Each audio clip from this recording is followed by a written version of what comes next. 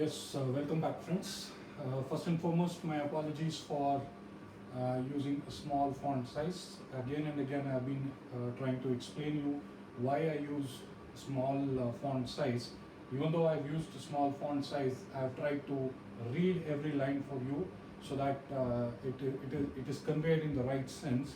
The reason for writing it in a small font is basically to cover the entire topic under one video so that your continuity is not disturbed.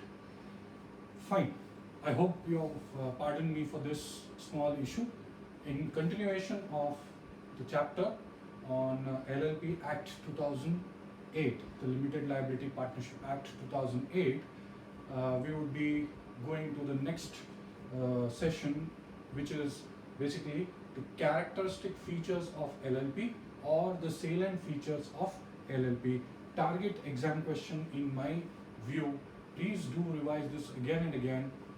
Pretty simple and straightforward, about 16 points. Even if you could remember around 10 to 12 points, you're in for the game to score about maximum marks possible.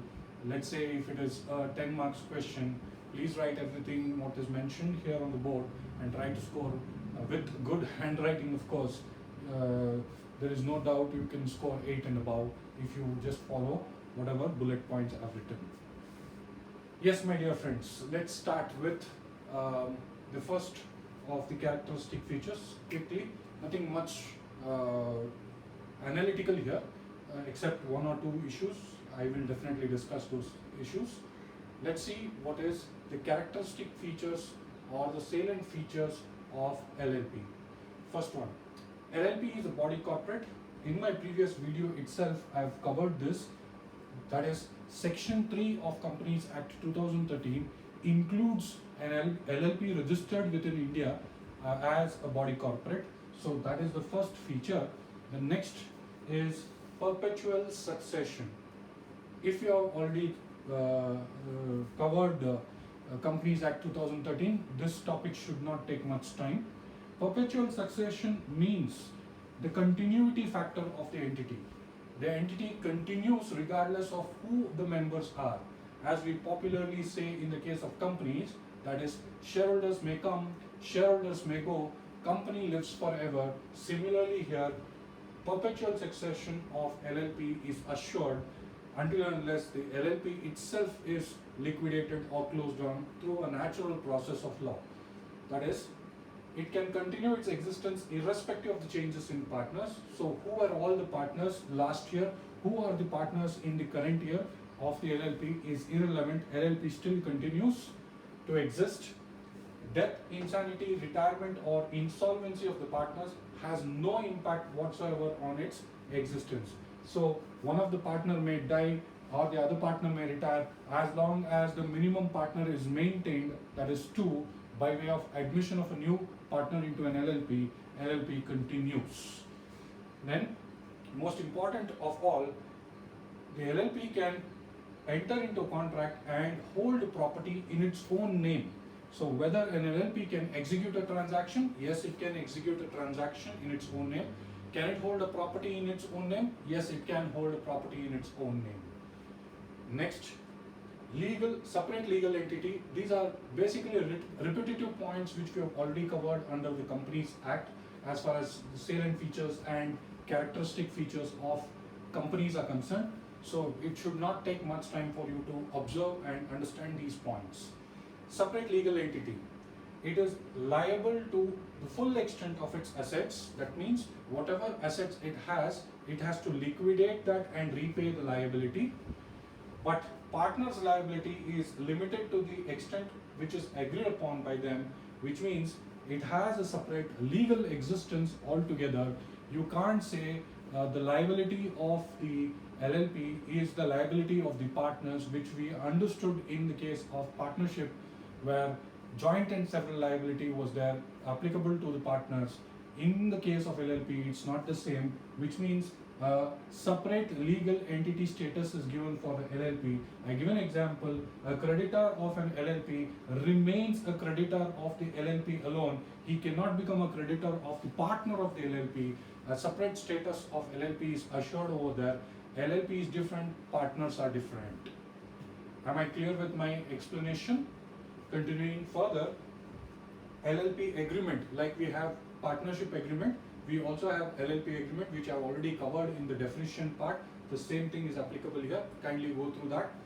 Next, it is an artificial legal person. In the eyes of law, LLP is an artificial person. What are the points important and relevant to this?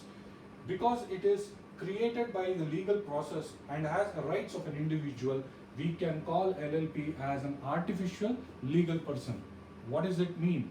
When you want to form an LLP or when you want to register an LLP, you would have, in due course of legal processes, you would have completed it. That means to register an LLP, you need to follow the provisions of law to create an LLP. Further, it has every right as an individual, like buying a property, selling a property, or entering into a transaction, signing the contract, etc., etc., etc. Therefore, it is in the eyes of law treated as an artificial legal person. Observe this very interesting scenario. It can do everything which a natural person can do.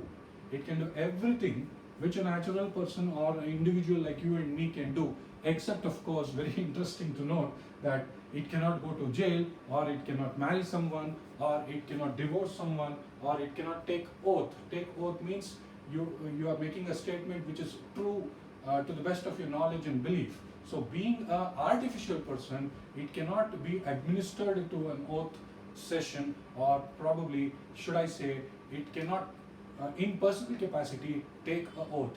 Oath means stating what is true, what is the truth behind the fact, or what is the fact in itself. That oath statement cannot be taken by an LLP. Further, it cannot practice a learned profession like what we do as chartered accountants and what the doctors do and what the lawyers do. LLP cannot do it.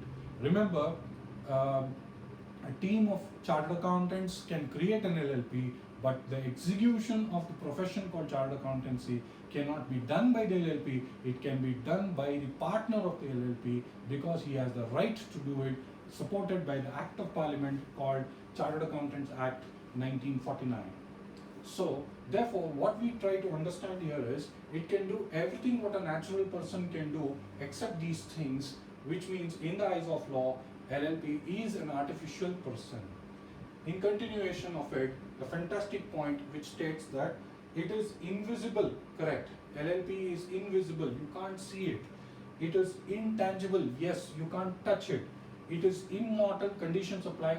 Immortal means it cannot die, which we have seen in perpetual succession.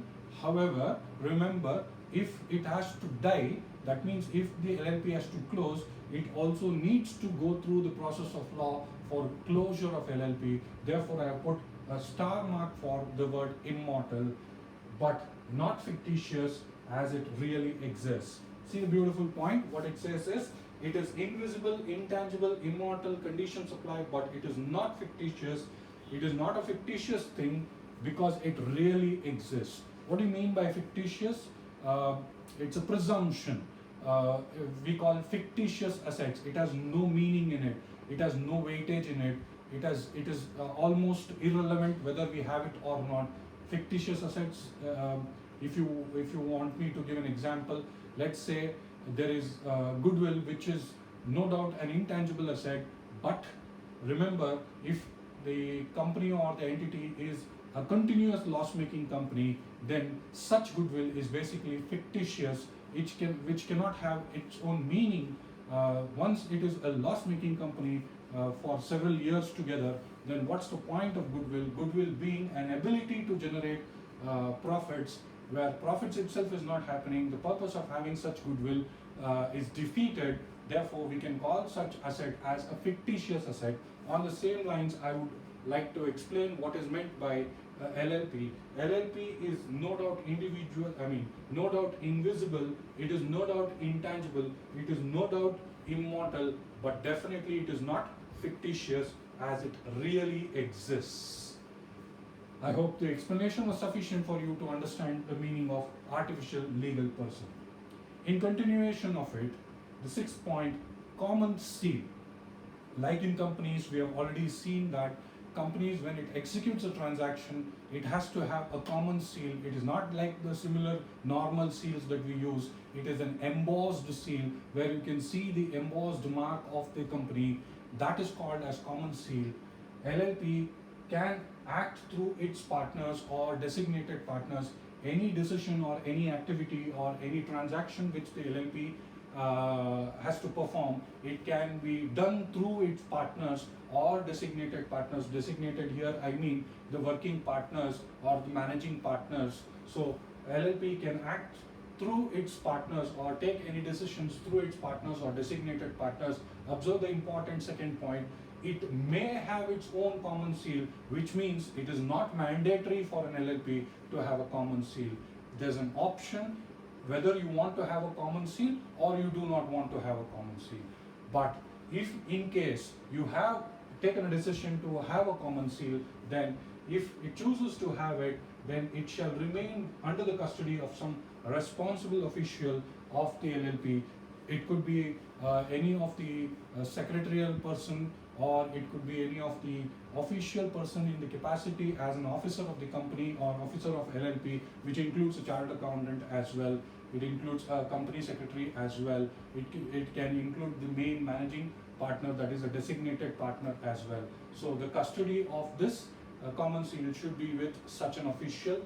It shall be affixed in the presence of at least 2 designated partners, which means when a common seal has to be affixed to execute a transaction, if it chooses to hold a common seal, such a common seal should be affixed, should be embossed, or should be placed at least before 2 designated partners having signed in the presence of such an activity, failing which then we cannot say that the common seal has been exercised in the right spirit. So as a simple point, when you want to execute or when you want to affix a common seal, it has to be at least before 2 designated partners. Moving further, the limited liability, which is the cream of LLP. Every partner of LLP is an agent. Please recall the parallel provisions which I have explained in Partnership Act 1932. Every partner of an LLP is an agent of an LLP, but not of an other partners. Vis-a-vis that, what we have understood in partnership is every partner is an agent of the partnership firm and is mutually an agent of the other partners as well. Now that is undergoing a lot of change here. Please observe that every partner of an LLP is an agent of the LLP, no doubt about it, but means every partner is agent. Whatever executions he is doing, whatever transactions he is doing as a partner, he is executing the transactions as an agent of an LLP, no doubt about it, but not of the other partners. That means if an agent, that is, if a partner is executing a transaction, he is only executing it as an agent of the LLP, but he is not the agent of the other partner. Remember, if he becomes an agent of the other partner, then binding nature, mutual agency concept arises, which again goes back to Partnership Act 1932. Its related liability clauses called joint and several liability. Therefore, very clearly and categorically, law has made this provision which states that the partner is no doubt an agent of the LLP, but he is not the agent of the other partners. Therefore, liability is limited to agreed upon contributions. This agreed upon contribution could be a tangible contribution in terms of money, assets, or it could be an intangible contribution by way of services and efforts, intellectual property rights, etc. So, the liability is limited to the extent of whatever contribution the partner has made. It cannot extend to his personal property. Are we clear with this 7th point, which is very interesting and the cream of LLP? Next, management of the business, pretty straightforward. Partners are entitled to manage the business of LLP. Every partner of the LLP is entitled to execute business. He can perform the transactions on behalf of the LLP because already as stated, he is an agent of the LLP. However, mind a second point is very interesting, but only the designated partners are responsible for legal compliances. Remember what we read in partnership. Any partner can execute a transaction on behalf of the partner. It is binding on the partnership firm as well as the other partners. Whether he is a working partner or not, it is immaterial. It is binding on the other partners as well. That again has undergone a correction here, that has undergone a change here.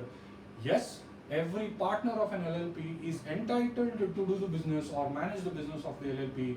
However, only the designated partners, the so-called working partners or managing partners of the LLP, are responsible for the legal compliances, whatever be it, whether you want to follow a particular law or whether you want to file a particular income tax return or a GST return or whatever the legal compliances are there to be followed. Such compliances have to be followed by the designated partner. He becomes responsible for the same and not the other remaining partners. Are we clear with this differentiation between the normal partnership business or a normal partnership firm vis-a-vis LLP? I believe so. Let's continue. Next, here is a point where it has a little bit of analysis. Let's see what it is all about. Ninth point, very interesting. You may laugh at it, but it is a little tricky. Let's see how we can crack this. Minimum and maximum number of partners. Let me explain this with two extremes. One, there should be minimum 2 partners. 2, there is no limit for maximum number of partners. I have already mentioned here, no maximum limit of partners. Minimum 2 partners, maximum no limit. First 2 points are clear. Next, what he says, minimum 2 partners, out of which at least 2 individuals are designated partners. So there should be at least 2 partners to form an LLP, out of which at least 2 individuals should be a designated partners. When we take an example, let's say there are 5 partners, then at least 2 partners out of the 5 partners are to be or should be mandatorily individuals. Further, out of which at least 1 designated partner should be a resident.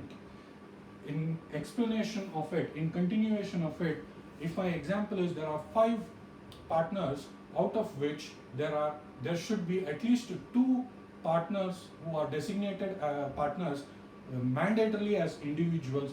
Out of such 2 designated partners individuals, one of the designated partner being an individual should be a resident in India, meaning resident in India refers to such partner who is a designated partner should have stayed in India for at least 182 days in the previous financial year to be termed as designated partner, being an individual resident.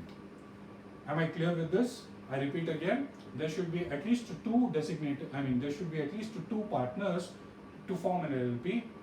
Having said that, at least 2 designated partners should be individuals. So in case it is only 2 partners who are starting a LLP, such 2 partners invariably have to be individuals, and such 2 partners invariably have to be designated partners. And further, out of such 2 partners being individuals as designated partners, one of whom at least should be an individual being resident in India. That is, at least he should have stayed for 182 days in the previous financial year to be treated as a resident. Are we clear on this? The last point is interesting. I beg my apologies. I have written it in a very, very small font size, but I would read it for your convenience. In case of a body corporate, what happens? Sir, you just gave an example where if 5 partners are there as members of LLP, you said at least 2 should be designated partners. In that, at least 2 designated partners being individuals, 1 should be an individual being resident as a designated partner. Till there I have understood, sir. What if the scenario is like this? Out of the 5 designated partners, out of the 5 partners of LLP, let's say 4 are body corporates and only 1 is an individual. Or put it the worst case scenario, all 5 are body corporates. That means company can also be a partner in an LLP, which we already know it because it has a separate legal entity and it has perpetual succession, no doubt about it. Most important of all, LLP is a body corporate, which means another company can be a partner in this LLP. If that is the situation, what happens? Means if all five partners are body corporates of an being a partner of LLP, then all the five body corporates, it has its own authorized individuals. Such authorized individuals will be treated as designated partners. For example, A Limited, B Limited, C Limited, D Limited, E Limited are partners of LLP ABCD E and Co. or ABCD E LLP. I repeat, A Limited, which is unlisted, remember, or put it even more in a simple words, A Private Limited, B Private Limited, C Private Limited, D Private Limited, E Private Limited are all partners of an LLP called ABCDE LLP as an entity. Yes, then in such scenario, who are the designated partners? All are body corporates. So what the law says is, if that is the situation, A will have to appoint one of his authorized person being an individual, let's say the managing director of A, director of B Private Limited, director of C Private Limited, director of D Private Limited, or finance manager of E Private Limited, are all authorized persons to enter into a transaction, to execute the transaction, first and foremost to become the partner of LLP. Among those, two will be minimum treated as designated partners, and out of the two, one designated partner should be an individual who is a resident. That is how we interpret it. I hope the example was clear. So minimum two partners to form an LLP. Out of that, at least two should be designated partners, being individuals, and out of that individual designated partners, one individual designated partner should be a resident, which means he or she should have stayed for at least 182 days in the previous financial year. If it is a body corporate, their authorized persons being individuals will be taken into picture for the purpose of calculation of who is a designated partner, who is an individual, who is a resident designated partner being an individual. Are we clear about this analysis of point number 9? I hope so. If you have any doubts, please mail me to lohitsacademy@gmail.com. I will give some more examples for you to understand this even more better. Further, as a continuation, 10th point, LLP can be formed if and only if it has business and profits as its purpose. Business for profits only. You can execute business transactions under the entity concept of LLP if you have business thinking and profit motive as the base. What it also means is, please understand this, essential to carry on business lawfully with a view to earn profits. In other words, LLP cannot be formed for charitable or non-economic purposes. We already have Section 8 companies under Companies Act 2013. We already have not-for-profit organizations doing this non-economic activity or non-profit motive activity. So if you want to form an LLP, definitely it should be with a profit motive. You cannot do a charitable activity or a non-economic activity under an LLP. I hope that was straightforward enough. Next, continuation, investigation. Who is authorized to investigate the internal affairs of LLP? Straightforward. Central government has the powers by appointing a competent authority to investigate the internal affairs of the LLP. In case there is any audit query, in case there is any investigation that has to happen for a malified act of the LLP or its representative being partners of LLP, then who is authorized to conduct an investigation? Definitely it is the central government. Already I have covered that in our main clause, which states central government has the power to make or amend the rules and regulations by way of a notification in the official gazette as far as execution of LLP is concerned. No doubt the administrative mechanism or administrative machinery is held by MCA and ROC, but the central government has the powers to investigate the affairs, that is internal affairs of the LLP. Moving ahead, if there is a compromise or an arrangement, let's say there is a litigation which is going on, if LLP has to enter into a compromise or if they have to enter into a settlement by way of an arrangement, then it shall be in accordance with LLP Act 2008, mergers and acquisitions, mergers and amalgamations.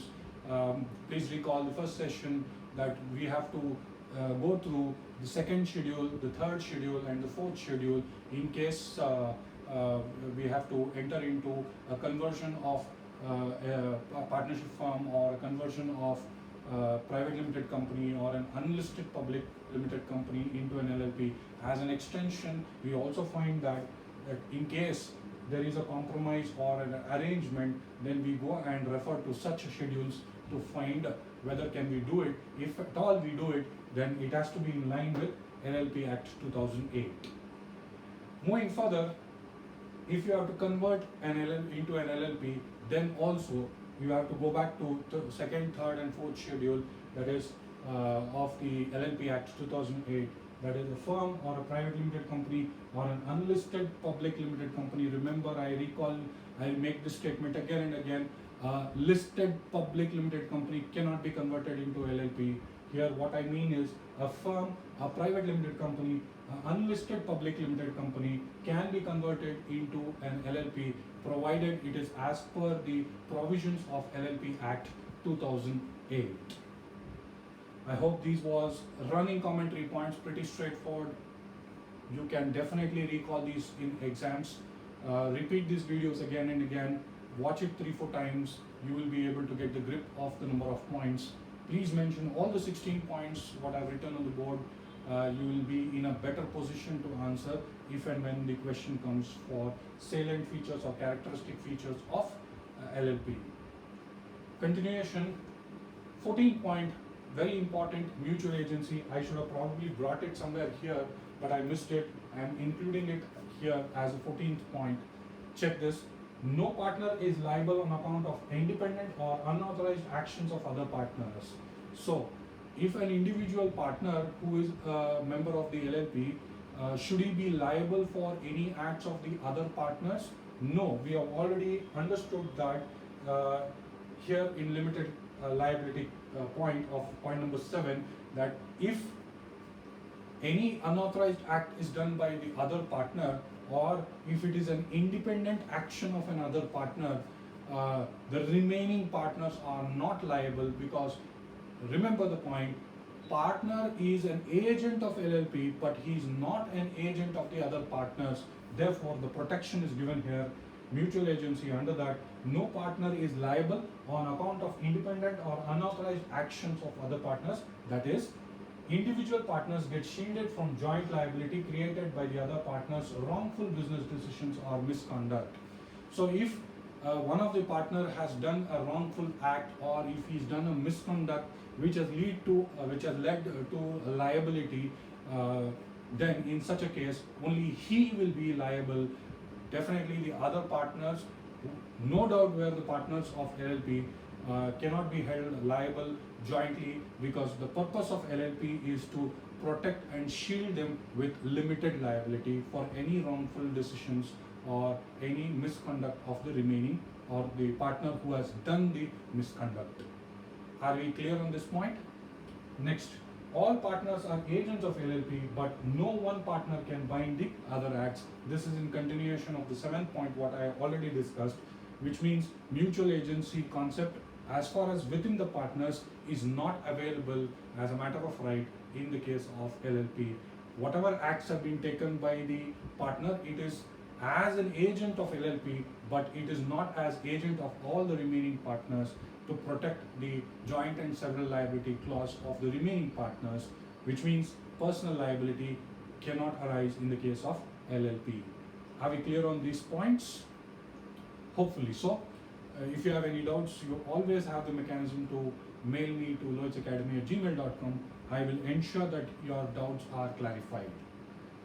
Continuing further, last simple points. E-filing of documents. Now, every application or a document shall be filed in a computer-readable electronic form. What do you mean by computer-readable electronic form? We have various forms. If you undergo a process of articleship, you will understand this much better. Um, we have Excel formats, we have PDF formats, and we have XML formats which can be uploaded on the website. Now, which website are we supposed to upload all these documents, whether it is an application or whether it is a form to be filed, or whether any changes that has happened, whether it's like an admission of a partner into an LLP, or retirement or death of a partner in an LLP, all these should be uploaded in electronic form, that is computer readable electronic form, on the website www.mca.gov.in. Straightforward, www.mca.gov.in. Abbreviation, I hope you know, www World Wide Web dot MCA, Ministry of Corporate Affairs dot gov means government, dot in means India. So you upload all these documents on MCA portal, that is www.mca.gov.in website. Next, just the fact that if it has to be uploaded doesn't have any sense for it. It has to be authenticated. It has to be signed. How do you sign an electronic form? Here is the point. It shall be authenticated by the partner or a designated partner, because it's a matter of compliance, by use of electronic or digital signatures. We call it DSCs, very popular among the professionals. Every audit report that we file or a tax audit report we file, we have to use our digital signature along with the client's digital signature. Therefore, you have to use electronic or digital signature, popularly known as DSC, digital signature certificate, to upload these documents in the website www.mca.gov.in. Are we clear about this formality? Next, last one. If it is a foreign LLP, what do you mean by a foreign LLP? It's part of definitions, of course. Foreign LLP means an LLP which is incorporated or registered outside India but has a place of business or established a place of business in India. If you ask me, let's say example that I can give is, let's say for example we have Microsoft Incorporation. Assuming that it is an LLP, it is a company, no doubt. If it is a company, then does it have a place of business here? Does it have, or is it established place of business here? Yes. In case they have centers in any part of India where Microsoft Office or Microsoft based softwares are tested or rectified in case of any errors, then we call Microsoft has a established place of business in India. Many of the software companies do that. For example, if you take Amazon, no doubt it's an American company. Assuming it is LLP, then its establishment of place of business in India is proved by the fact that it has entered into an agreement with vendors who are the local suppliers.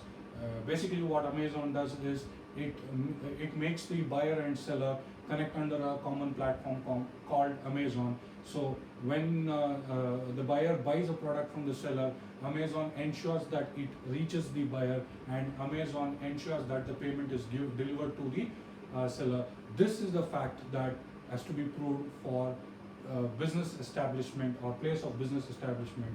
It's a intense and in-depth concept when it comes to income tax laws and GST laws and other various connected laws like Foreign Exchange Management Act and so on and so forth.